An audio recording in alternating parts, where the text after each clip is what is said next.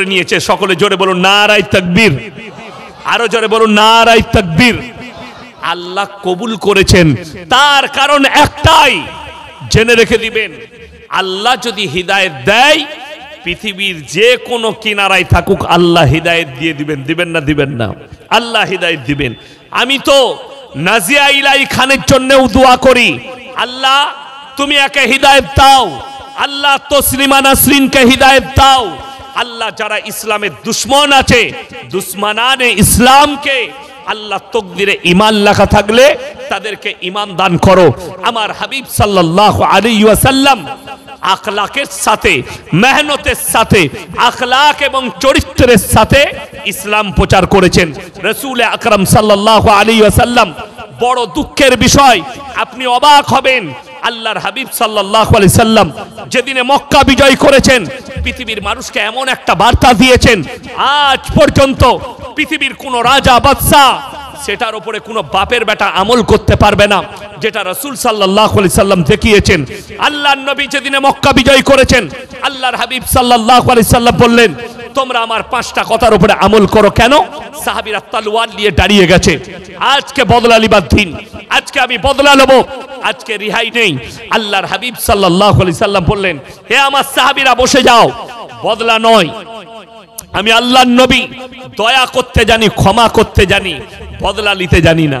যিনারা হাজী সাহেব আছেন তিনারা নিশ্চয়ই দেখেছেন, হাজী সাহেব ভাইরা দেখেছেন, মক্কায় গিয়ে উহুদের প্রান্তরে লোহার ব্যারিকেড দিয়ে ঘেরা আছে, 70 জন সাহাবীর কবর, সেখানে যিনি একজন শুয়ে আছেন, আল্লাহ রাসূল সাল্লাল্লাহু আলাইহি সাল্লামের চাচা যান হযরত আমির হামজা রাদিয়াল্লাহু তাআলা আনহু, সেই জায়গায় শুয়ে আছেন। যুদ্ধের ময়দানে বুকটাকে চিড়ে শ্বাস নালী থেকে কলিজা থটটা বার করে চিবিয়েছিল, তার নাম হিন্দা। আল্লাহ রাসূল সাল্লাল্লাহু আলাইহি সাল্লাম সাহাবীদেরকে বললেন, তোমরা আমার 5টা কথার উপরে আমল করবে।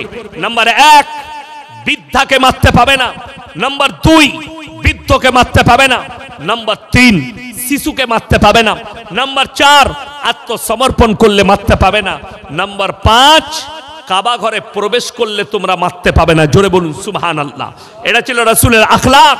আল্লাহর হাবিব বললেন, শোনো, আমি আল্লাহর নবী দয়া করতে জানি, মায়া করতে জানি, ক্ষমা করতে জানি, বদলা নিতে আমি আল্লাহর রাসূল জানি না। জোরে বলুন সুবহানাল্লাহ। অথচ আপনি মুসলমান বলছেন। আজকে আমাদের দেশে মুসলমানের রক্ত নিচ্ছে, ঠিক বললাম না ভুল বললাম? আপনার নদিয়া ডিস্ট্রিক্ট নয়, জানেন এই পশ্চিম বাংলায় বীরভূম ডিস্ট্রিক্টে পেপার দেখেছে, গোটা ভারতবর্ষ দেখেছে, বাগদুই কাণ্ড দেখেছেন না? দেখেননি? বাগদুই কাণ্ড রামপুরহাটের কাছে একটা মানুষকে মার্ডার করলো কে? মুসলিম যুবকরা। তার পরিবার সে মারা গেল। তার বদলায় 11টা বাড়িকে জ্বালিয়ে দেওয়া হলো। সেখানে 14 থেকে 15 জন, এমনকি শিশু পর্যন্ত রেহাই পায়নি, মারা গেল। এই 11 জন আর একজন মার্ডার হয়েছে 12 জন। এরপরে সিবিআই নিজের হাতে কেস নিয়েছে, 40 জনকে হেরাসতে নিয়েছে, তাদেরকে কাস্টাডিতে রেখেছে 40 জনকে। 40 আর 12 কত বাবা? কথা বলেন। 52। এই 52টা পরিবার, তাদের পরিবারগুলো শেষ। মেরেছে মুসলমান, মরেছে মুসলমান, জেলের কুঠরিতে বসে আছে মুসলমান। অথচ রাসূলের হাদিস, এক মুমিন আর এক মুমিনের ভাই ভাই। জোরে বলুন সুবহানাল্লাহ। আপনার দ্বারা কেউ কষ্ট পাবে কেন? আপনি তো মুমিনই হতে পারবেন না। আপনার দ্বারা, এমন কি রাসূলের হাদিস শুনেন, আল্লাহর নবী বলেছেন, তোমরা দেখো না তোমার বাড়ির পাশে কে বসবাস করছে, সে দলিত হোক, আদিবাসী হোক, হিন্দু হোক, খ্রিস্টান হোক, সে যদি ক্ষুধার্ত হয় খাবার দাও, বস্ত্রহীন হলে বস্ত্র দাও, বিপদে পড়লে পাশে দাঁড়াও। আসল কথা কি জানেন? আপনি দিনটাকে নিজের মতো করে বুঝতে চেয়েছেন। আজকে সমাজ আলেম থেকে বিচ্ছিন্ন, আজকে সমাজ কোরআন থেকে বিচ্ছিন্ন, আজকে সমাজ রাসূলের হাদিস থেকে বিচ্ছিন্ন, যার কারণে বেঈমান কাফেররা হারামগুলোকে আপনার কাছে হালাল বলে ঢুকিয়ে দিয়েছে, অ-ইসলামিক কালচারটাকে ইসলামিক বলে চালিয়ে দিচ্ছে। আজকে তো নদিয়া ডিস্ট্রিক্টে নেই, না আছে নাকি জানি না। আমার বর্ধমান জেলায় দেখুন, নিকাহটা সুন্নত না সুন্নত নয়? সুন্নত। অথচ মুসলিমরা এই সুন্নতের সঙ্গে ইসলামিক এতগুলো কালচার ঢুকিয়েছে যেগুলো সব ইসলাম বিরোধী। একটা ইমামকে 1000 টাকা বিয়ে পড়ানো দিতে গেলে এদের চোখে বাজে, এদের অন্তরে ব্যথা হয়। অথচ 5000 টাকার ডিজে নিয়ে এসে ড্যান্স করছে বাজিয়ে, গান বাজিয়ে। আপনাদের এখানে গান বাজনা হয় না?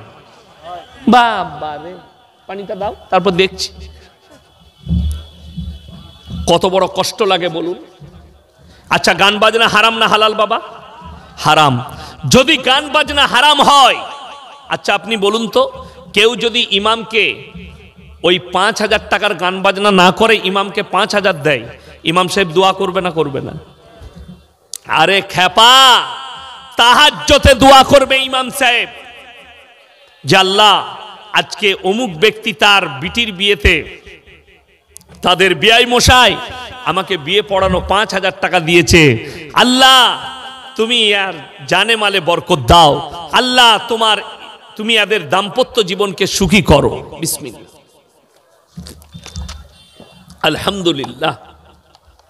অথচ এটা এলো কোথা থেকে? ও ইসলামী। একটা আলেম অর্ডার দিয়েছে?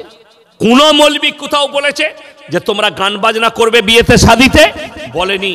আপনি অনুমতি নেননি।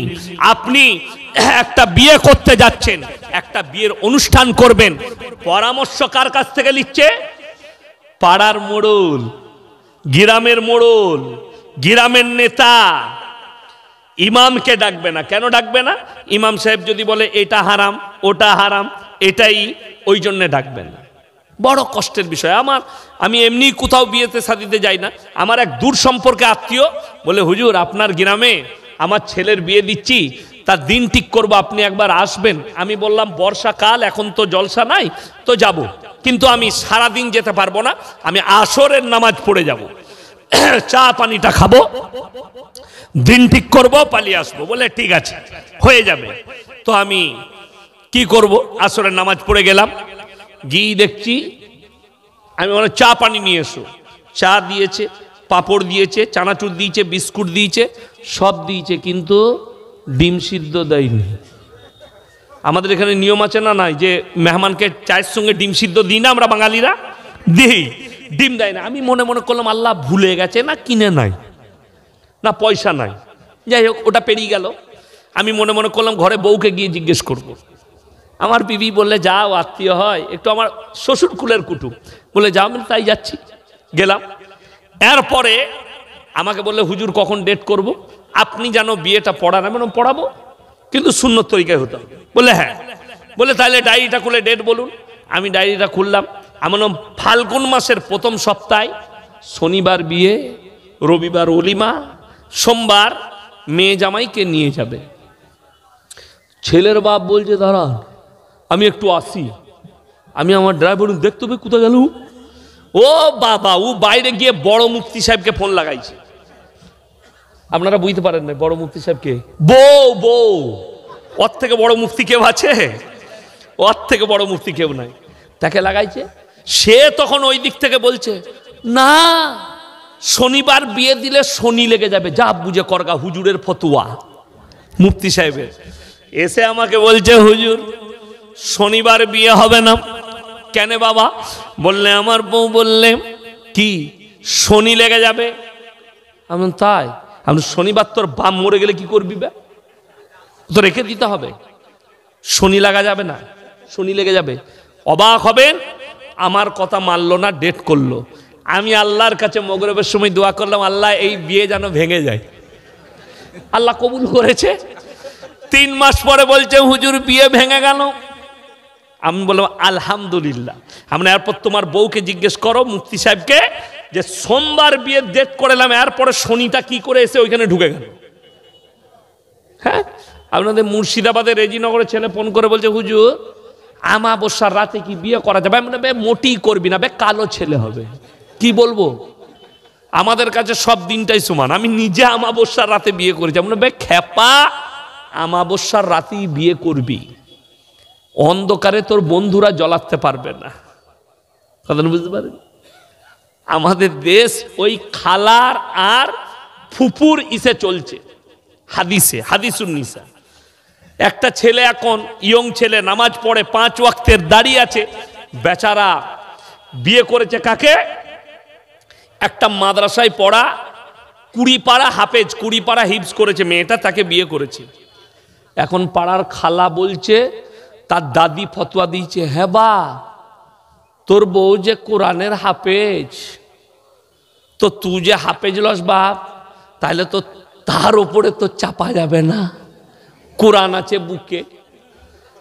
নাউজবিল্লাহ।